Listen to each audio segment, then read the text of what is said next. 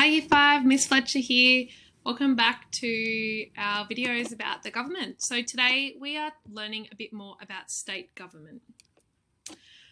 Each state or territory has its own government and parliament. Members of the state parliament are elected to represent each state and make laws about state matters. Each parliament is located in the state or territory's capital city.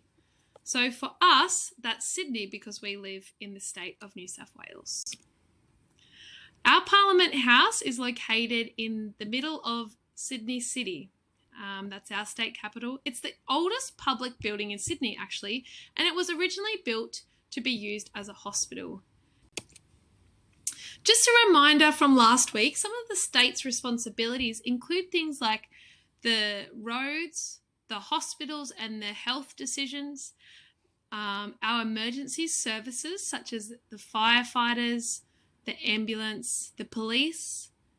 It also includes the forestry and the agriculture. It includes the trains, the wildlife and the national parks, and the schools and education. So when we think about the state government, we're talking about the hierarchy. Here is a bit of a picture of what it might look like. So at the top there we have the governor. Now the governor represents the Queen, and the Queen is at the head of our country because we are part of the Commonwealth. So there's a Governor General that is over in our federal government, but in each state there's also a governor, and for New South Wales that's the Honourable Margaret Beazley, and she represents the Queen in our state. Then below her we have the state Premier. At the moment that's Gladys Berejiklian. She's our New South Wales State Premier. I'm sure that you have seen her face before because she represents the people of our state and makes decisions for our state. You've probably seen her on the news every day or maybe sometimes telling us about coronavirus and the updates for our state, what that means for the people of different regions and things like that.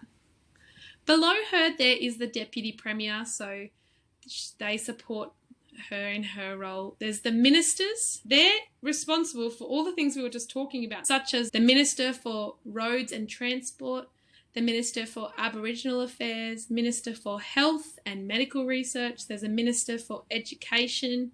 There's a Minister for the Energy and Environment. And there's many others as well. Their role is to make sure they speak to the government about those important responsibilities. Then there is the majority party and the opposition party. So that's based on who has been voted in. So as we think about Gladys, we know that she was elected as the Premier of New South Wales in 2017, but she's been working as part of the Australian government since 2003. She was the local member for Willoughby.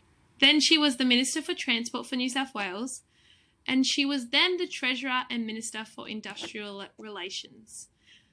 Like I said in the local government, our state government also has some goals, and some of the goals that Gladys hopes to achieve while she's in power include building a strong economy, which means that people have financial stability because there's enough jobs, because there's enough money supporting people, that kind of thing. That there's high quality education, so she's had a focus on schools and early childhood. There's that people feel well connected to their community and that the local environment is protected. And also that she supports people in breaking the cycle of disadvantage. So I hope that's taught you a little bit about our state government in New South Wales.